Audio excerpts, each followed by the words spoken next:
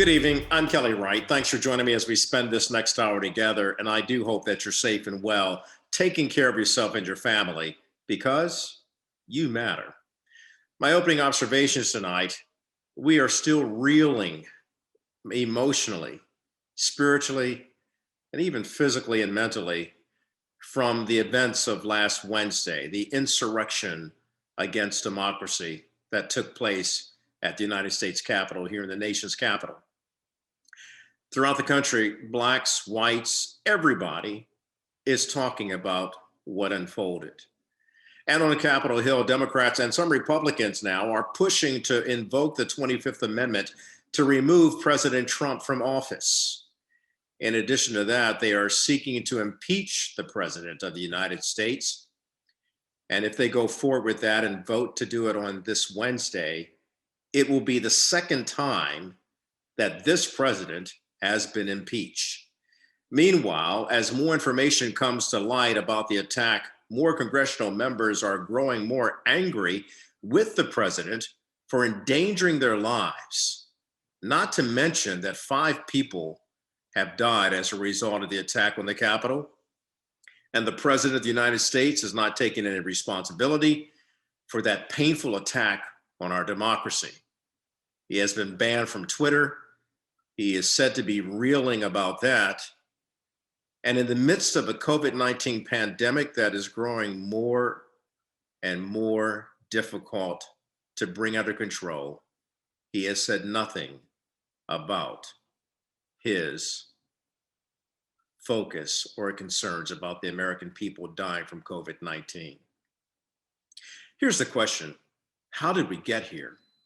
Furthermore, where do we go from here?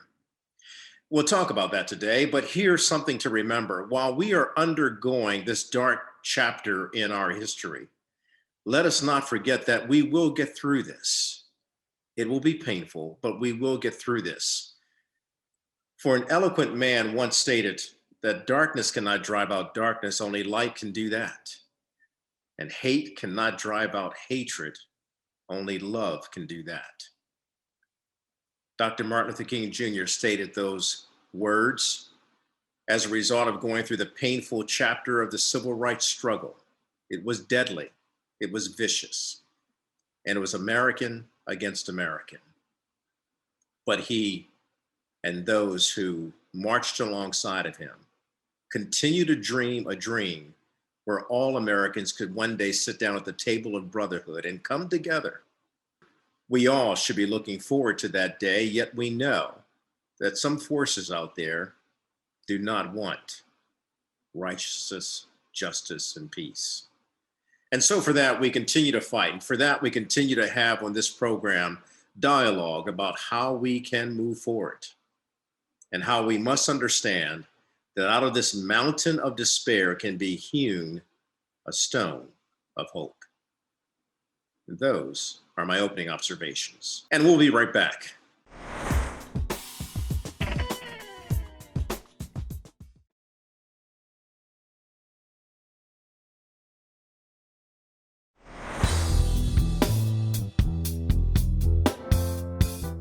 And so the President of the United States continues to double down on the fact that he believes the election was rigged. And he continues to put out the delusional thought that he won by a landslide election. And let's raise the question right now. What do you think, America? Do you think the president is right?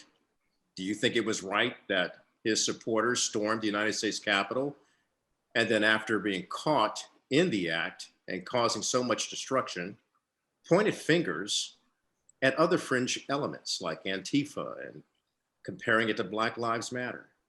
The bottom line is they were there, the pictures show it, arrests are being made, and now a cascading event of things will take place on Capitol Hill, like an impeachment. Joining me now is a wonderful group of political astute people who care about this country. I call them patriots. Dr. Avis Jones DeWeaver, political commentator and author of The Exceptional Black Woman. And then we have the West Coast Connection attorneys, Mark Harris, who is, of course, a civil rights attorney, a partner to the Ben Crump law firm, and Timothy Allen Simon, an attorney who worked with Governor Arnold Schwarzenegger and has TAS strategies. And he's also the chairman of the board of directors for the California African American Chamber of Commerce. They bring a lot of information to us and a lot of understanding of what's happening in America.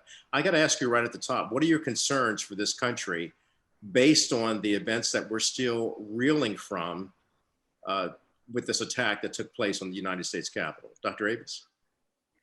Well, my biggest concern is that I don't believe this is the end of violence. I mean, this is, the reality is that this also wasn't the beginning of the violence. We've seen white mob violence like this since the very beginning of this nation. And I believe that this particular episode was spawned by a reflexive reaction to a loss that was due to the voting power of Black people. So my concern is that no matter what happens in terms of impeachment, which I do believe needs to happen, I also believe that not only are there potential threats, there are threats that are related to the inauguration, but I believe well past this particular moment relating to the transfer of power, that Black people specifically will be under the microscope in an even more intense way by these groups of violent terrorists, specifically as a way to intimidate us with regards to flexing our voting power in the future. I agree with Dr. Avis on this point completely. America gets a cold, Black folks get pneumonia. I'm very concerned about that, and I'm very concerned about what you just mentioned. When you work with Ben Crump, the #1 civil rights attorney in the country, all kinds of things happen. This isn't new for me, unfortunately. I've had my home vandalized, I've had my car vandalized, I've had threats. I'm afraid to open up the mail that comes into my law office because of the fact that I think there could be some effort to use that mail in an inappropriate way. So this is unfortunately not new for us, including Dr. Avis and Timothy, who've been on the forefront of seeking justice for our people. Having said that, I'm most concerned that the Constitution will be so contorted and twisted. The Constitution, which has stood in place in this country since 1788, in an attempt to try to drive this guy out of office, which in 9 days or so, he'll be out. I don't want to see the Constitution contorted in a manner that's inconsistent with what its intent is relative to the removal of the President of the United States. That Constitution never foresaw a Mitch McConnell who can control the country from the legislative branch. The fact, as I believe Dr. DeWeaver brought up in our last discussion, that this president and his agents are not handcuffed right now, or at least under house arrest, is a clear establishment of the facts that our Constitution is an evolving document that requires Congress and the voters to reassess, including the statehood of certain territories and the district that I've discussed in the past. So I do believe we should go through with impeachment. I also believe there should be prosecution on sedition and terrorism. I believe that the culprit should be hunted down. I remember John McCain talking about hunting down the terrorists to the gates of hell. Okay, I think the same attitude should be taken by this country when their own citizens, those who scream patriotism, those who cry out USA, USA, USA, turn on this government based purely on the fact that our vote resulted in the election of Joe Robinette Biden and Kamala Harris. We'll be back in a moment.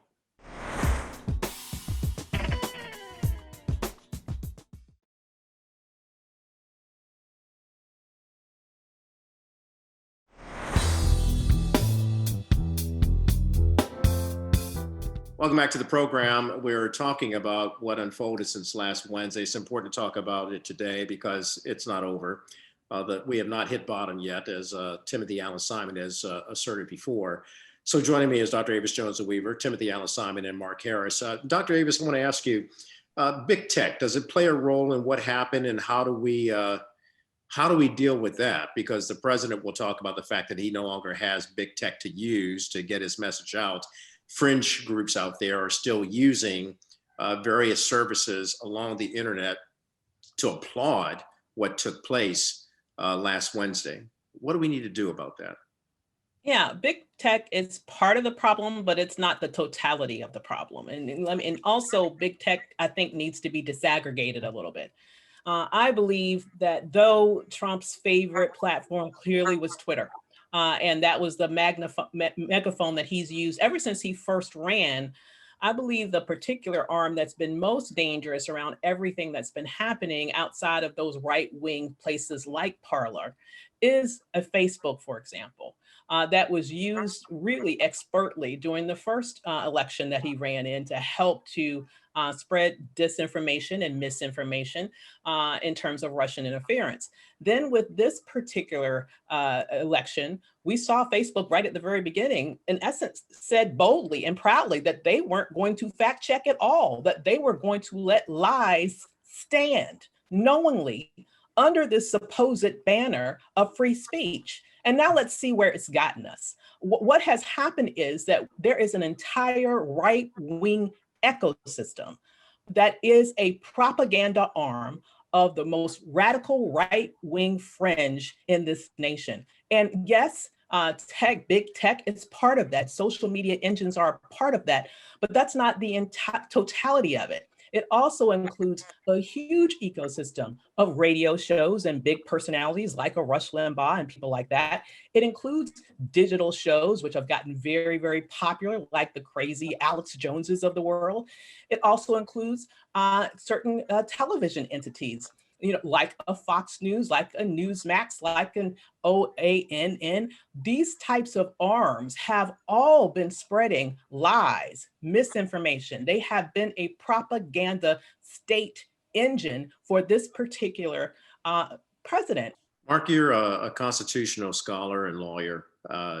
Look, when I hear Dr. Avis talk about this, I also hear that many people are saying free speech is only good for those who believe that they are, in the right, and will point fingers at those who are exercising their free speech along colored lines and say, well, look at Black Lives Matter. They're not, they're this, they're that. They point fingers. We have a lot of finger pointing going on in this country, and no one rising up to accept responsibility, including the social media platforms and big tech.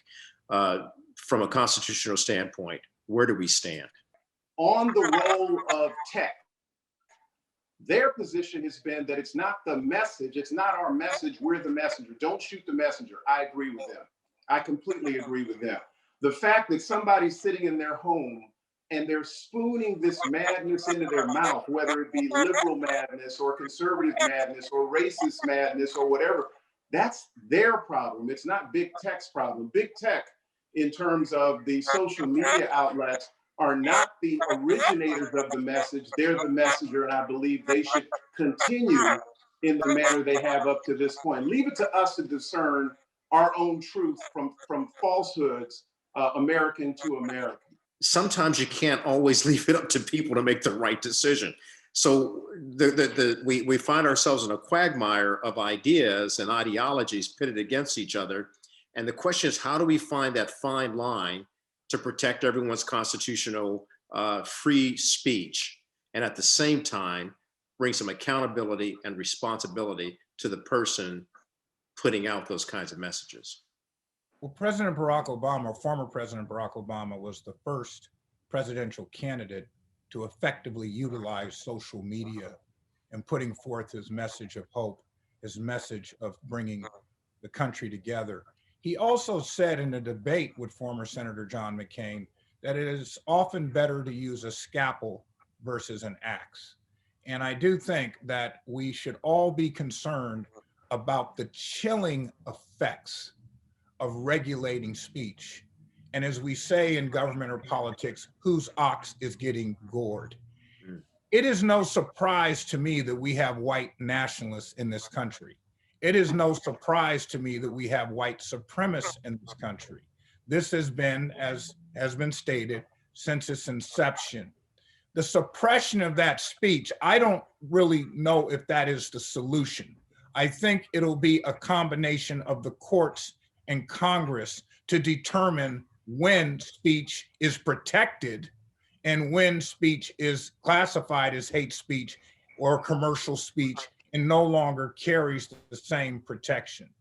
As it goes for tech, I do believe there is going to be, as a former regulator, I believe there is going to be a regulatory construct needed, not just to better regulate big tech and social media, but in terms of its instrumentalities to make certain that communities have full, unfettered access to broadband, as we should have full and unfettered access to healthcare. By the way, broadband has now become a critical portion of healthcare. So I think that we are now coming into an era where we will see tectonic changes in our regulatory and constitutional framework in order to address the various issues that have evolved in our society, some that have been here since its very beginning. I'm glad you talked about that, the tectonic changes that we're seeing. When we return, we'll talk about the tectonic changes that we're seeing from members of Congress as it relates to impeaching the president yet again. It's second time, it's unprecedented, and what holds or what's in our future. That's next.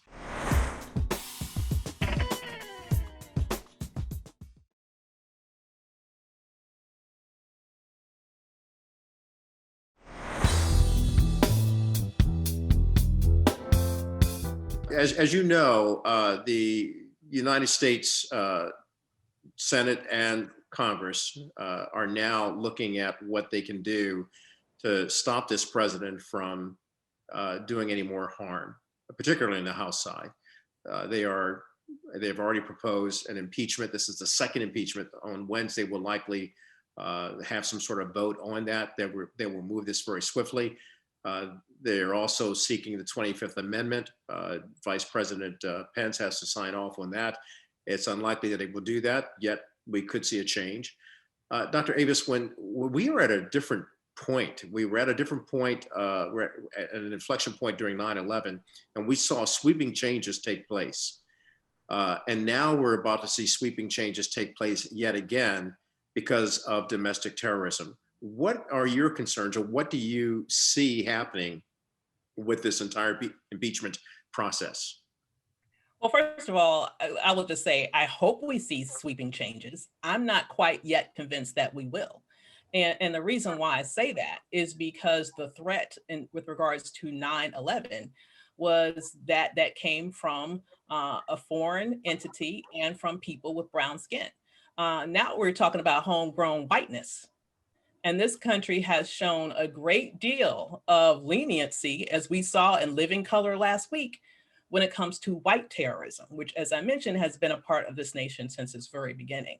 And so, though I would hope that there would be some very strong action, and given the fact that we have a new administration that is coming in with, thank goodness, an entirely new Congress, including the Senate, that gives me hope that we will see change.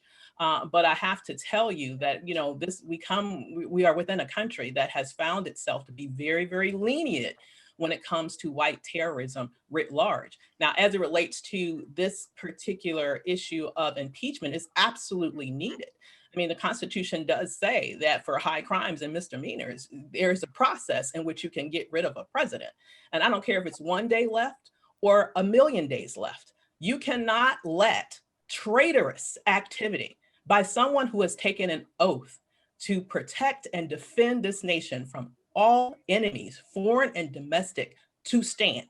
You cannot allow that to stand without some level of punishment. Obviously, there are two prongs to this process. There's the impeachment prong, and there is the removal prong, which the Senate has domain over.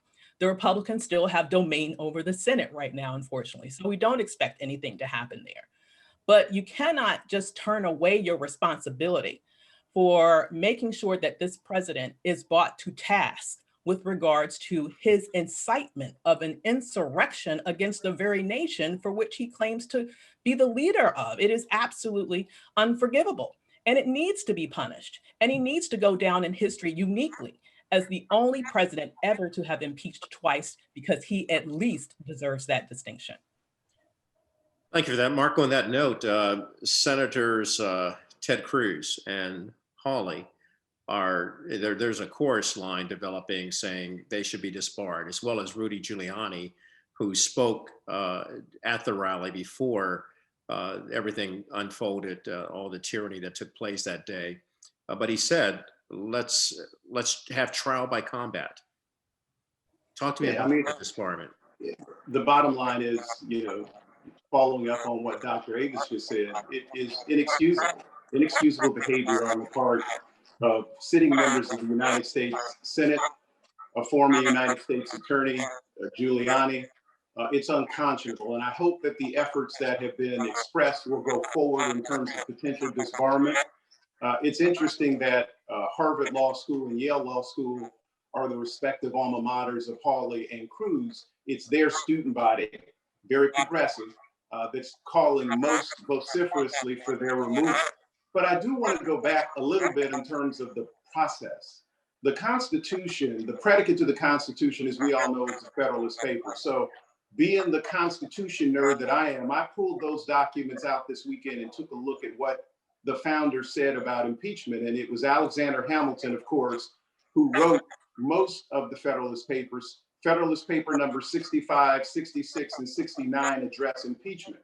And the bottom line is that the founders believed that the American people were the ones who were the ultimate court of last resort in most instances, not in every instance. In this circumstance, yes, the president will probably be impeached in the House. That takes a simple majority vote. The Democrats have the majority. But the actual trial and potential conviction would take place in the United States Senate, it was just pointed out. And even if he's convicted, the only penalty per se is his removal from office. And guess what? He will have already been removed from office. There is an additional effort to try to prevent him from ever becoming president again or seeking public office going forward. I'd love to see that. But there are very limited things that can happen even through the impeachment process. And one of the things that can happen is the president can pardon himself. Future. He can say any federal crimes that I'm charged with by virtue of my role as president of the United States, I'm going to basically pardon myself from any criminal liability relative to those actions. He can do that. And even Speaker Pelosi acknowledged that last night.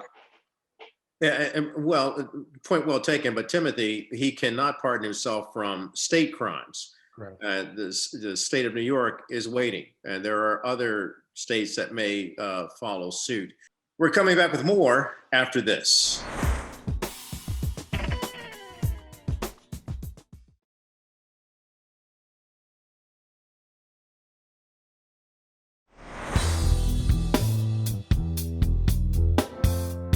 Big corporations are pulling their sponsorship of these GOP members, as well as the president of the United States. He's going to be hurt really big when the PGA pulls its championship tournament from his golf club.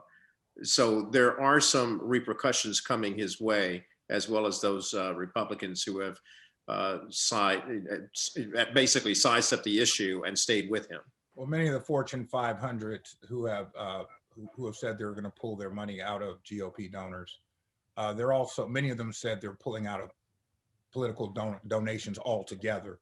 So some Democratic Party efforts are being affected. And this is the reactionary side of what is transpiring. After the lives of the United States Congress was threatened by these terrorists, there were still Republicans who placed their objections to the certification into the record. The only solution to this race war that began in this country in 1619 is the recognition and acceptance that it exists, number one. And for my former colleagues, many of whom friends of the Republican Party, to begin to eradicate the enabling of white nationalism and white supremacy that has been going on in the party for many, many years, going back to the Southern strategy when many of these folks' parents were Democrats and came over to the Republican Party. So I do believe that swift action should be taken. They appointed a Supreme Court justice in 8 days, and that we should not take this as a victory, but as a step towards our constant battle for justice. It's not going to end here. Constant battle for justice is not going to end here. I have to go, but real quickly, all three of you, what's going to heal the soul of America? I really don't know, to be perfectly honest. You look at a contingent of citizens in the millions who have been completely brainwashed to one extent, with which they now believe a boatload of conspiracy theories and misinformation. But that brainwashing, to me, is effective because it's above a layer of hate that was pre-existing and that was utilized for decades, as was mentioned, as a political strategy. And so there needs to be truth, but also there needs to be rooting out of hate. And I understand that that's not something that will happen with everyone. It may just be that we have to move forward with the willing and figure out how we can get past the danger that those who are a threat to America present to this nation. And a lot of that means rooting out those hate entities and really trying to abolish them with the same level of aggression that we have. This country has a history of abolishing Black organizations and Black leaders that were merely looking to fight for freedom for people. Mark? Acknowledgement and atonement. I've said it all the way through, Kelly. America has to acknowledge its racist history, and it has to atone for it. And until that happens, nothing else is going to be fixed. We're going to constantly be battling over issues such as this for the foreseeable future until America acknowledges and atones. Timothy? Kelly, you are a profound vocalist, and another great vocalist from Pine Bluff, Arkansas, who's gone on to glory, once sang, that's Bobby Blue Bland, that you're going to have to hurt before you heal.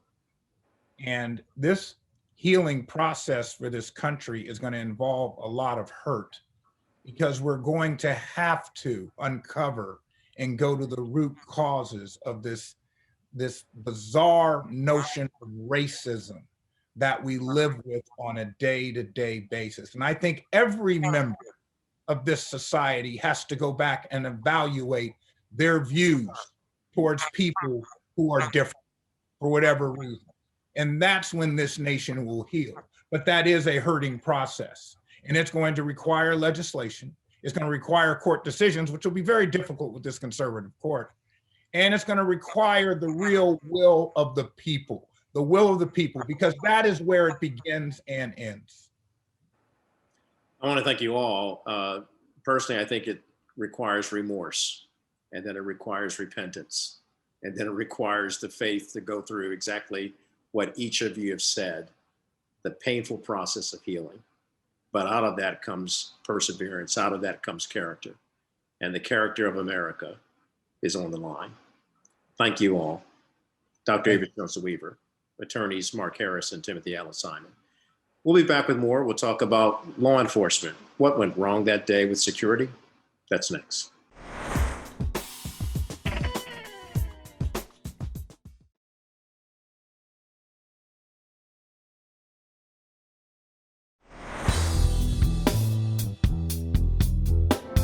We continue to talk about the developments going on in our nation's capital since the unfortunate and heartbreaking events of the insurrection against the United States Capitol and against our democracy.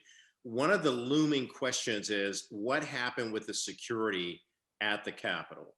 Joining me now is Bobby Kipper. He's the CEO and founder of the National Center for the Prevention of Community Violence. He is a former police officer and has worked with the Bush administration and has even worked with the Department of Justice within the Trump administration. Bobby, it's always good to see you, my friend.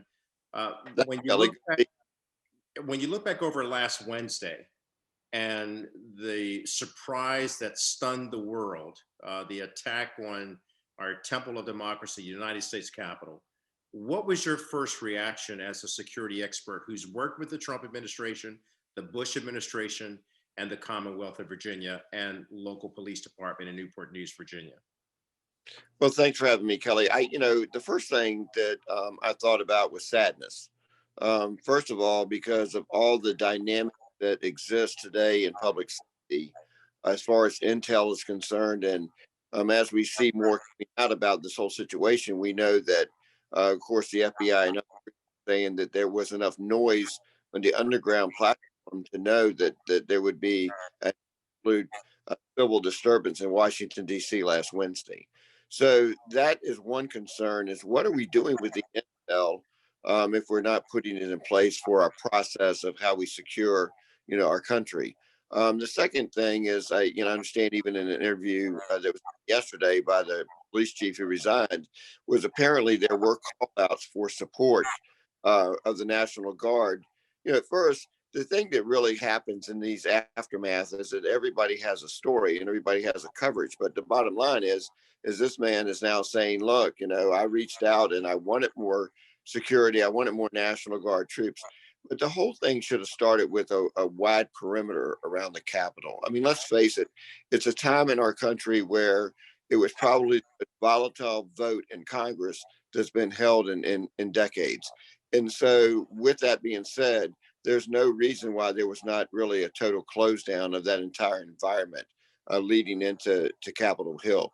So that's Monday morning quarterbacking, which is really tough in public safety because obviously I don't think anyone goes into these situations trying to do the wrong thing. I think one thing happens after another, and information flow apparently did not get where it should have gone, or when it got there, those lead decisions were not made like they should have been.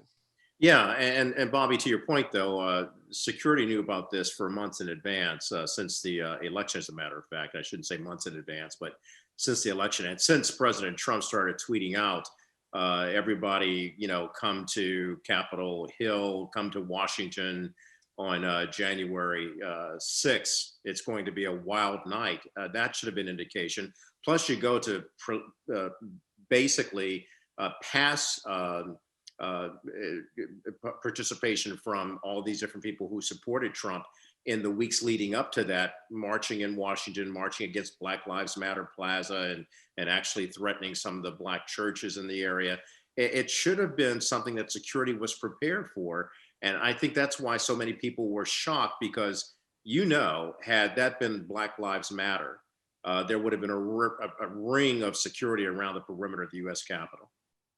Well, I would agree with that. The other, Kelly, I think that we need to make a point of is you hit the nail on the head when you said that, what these groups had the potential of doing. I mean, we saw in the summertime, they had the potential of turning cities upside down, burning, innocent business owners out of their businesses. I mean, these groups, when they basically profess that they're coming, they're going to be involved, they're going to take over this position, they really don't play. I mean, this is a very serious situation. Organized civil disturbances is something that, in law enforcement is some of your biggest nightmares, because let's face it, even the size of most of our police departments, at any one time when you're dealing with thousands of people, it's easy to overstep and overcome any of that force. The other thing that, you and I have chatted about this, but I think that we're in a situation in law enforcement in America that they're sort of darned if they do, darned if they don't. I mean, if they use force against people who are trying to trespass or break down barricades, then they come under a lot of scrutiny, a lot of national scrutiny. And if they don't, then they come under scrutiny because they're not prepared or they haven't done the right thing. So what we have to do is we have to get to a real solid vote on leadership going forward. We have to really start doing more relational tactics in dealing with these groups, and also dealing with individuals across the country. Once the tactical happens, there are people that are going to get injured. There are people that will obviously be arrested, as you've seen. But all of that is in preparation, and it's a real hard call. It's sort of like a fine line to when you mass versus pull back. So there's a lot that's going to be looked at in this situation, and I'm sure there'll be plenty of blame to go around. We'll continue our dialogue after this.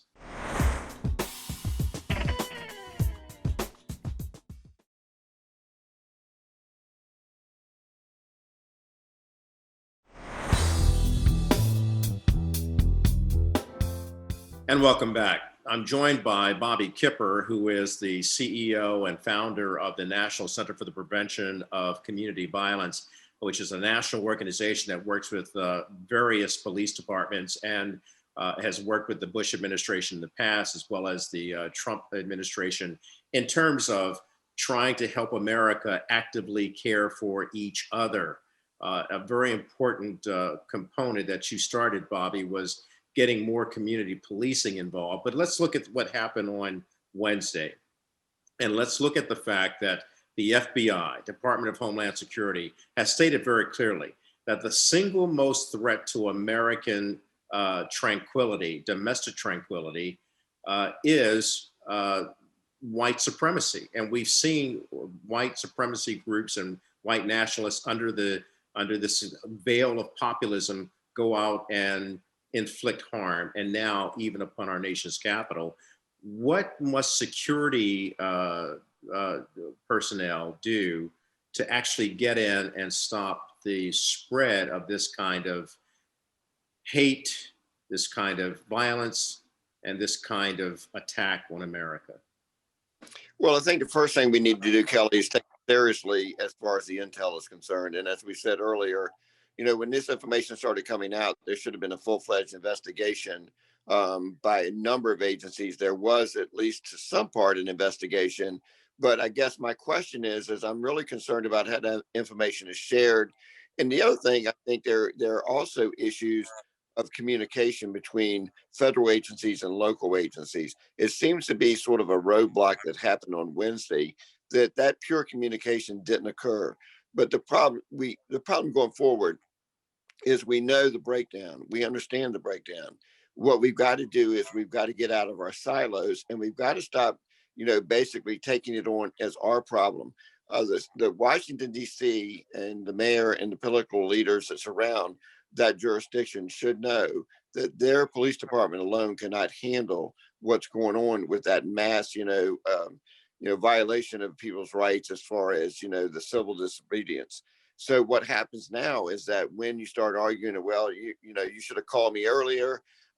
It's interesting that we really want to address crisis with, again, the finger pointing, the blame. Blame is not going to do anything moving forward for us. What we've got to do is look at our breakdown, our process, and we've got to be bold, and we've got to make leadership decisions. The other thing we've got to do is take politics out of process. If people are committing civil disturbance, if they're breaking the law and they're purposely injuring other people, it is a crime. We need to treat it as a crime, regardless of who does it. White supremacists is a problem in this country. It has been a problem for years. A lot of times we don't take that serious. I think at the intel area, we do take it serious.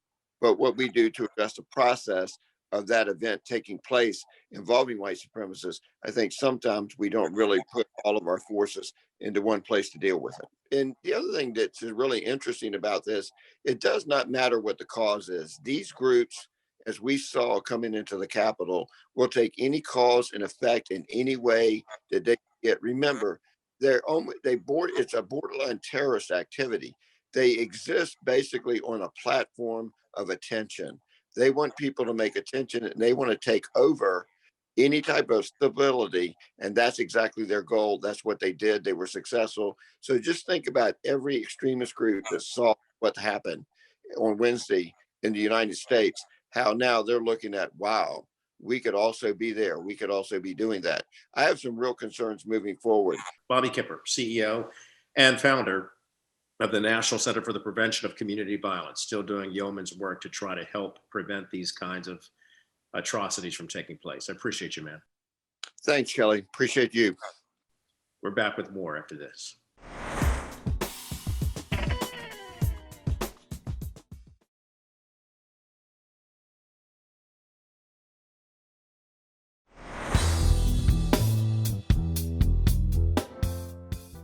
And welcome back to the program. I'd like to thank all of you for watching, and I especially want to thank our guests who appeared on today's program as well. My final word is this: we have to keep moving forward. That's going to require some painful dialogue. That's going to require pulling the covers off of the problems that we have in this nation in order to heal the soul of America. That will require our getting on our knees and praying in God we trust, so that we can be righted, united, and ignited to stop spreading fear, hatred, and malice but to spread love, freedom, and peace. Good night.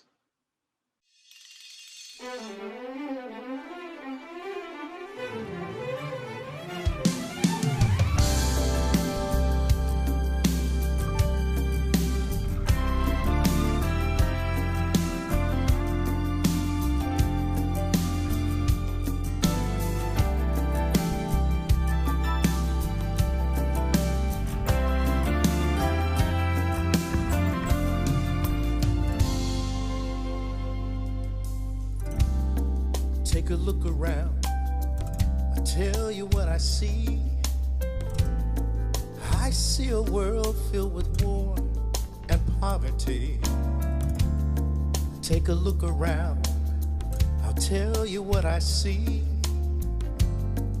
I see a world filled with pain and misery. Take a look around, I'll tell you what I see. I see a world filled with race and bigotry. Take a look around, I'll tell you what I see. I see a world filled with hate and hostility. So in the streets we cry, 'cause our babies die from all the guns and the violence. And we lift our hands and raise our demands. But the violence is not silence. Oh Lord, we need you. We need you right now, Lord. Oh Lord, we need you. We need you right now, Lord. Oh Lord, we need you. We need you right now, Lord. We need you right now. Oh God, we need you right now.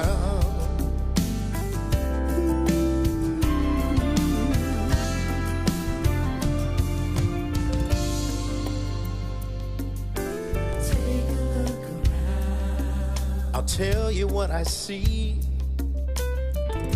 I see God coming back to save humanity. Take a look around. I'll tell you what I see. Christ stepping in to stop our insanity. Yeah. I've taken a look around and I'll tell you what I see. Our children safe because peace abounds. I've taken a look around and I'll tell you what I see. Mankind standing on common ground. So on my knees